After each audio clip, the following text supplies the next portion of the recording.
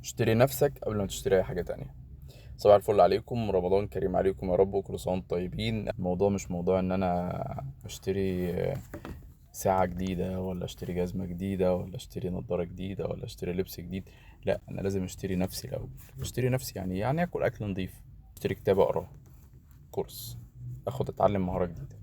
اشتري نفسك، بشتري طاقتي، مجهودي، ما ضيعهاش في اي حاجة. محتاج اشتري وقتي، صحتي كويسة، يعني عقلي وتفكيري يبقى كويس، صحتي النفسية كويسة، اعرف اقول لا امتى، ما اسيبش حد بيستغلني ويستنزفني. من الاخر، اغلى حاجة في حياة الانسان مش هي الفلوس والمظاهر، لا، انت، طاقتك، صحتك، وقتك، هي دي.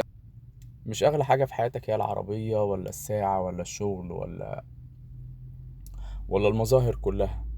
لا، اغلى حاجة في الحياة هي نفسك. انت اشتريها صح، لان انت لما هتشتريها صح العالم كله هيجي يشتريك. انت اغلى حاجة في حياتك هي طاقتك وصحتك ووقتك. انت تشتري نفسك صح، العالم كله هيجي يشتريك. صباح الفل.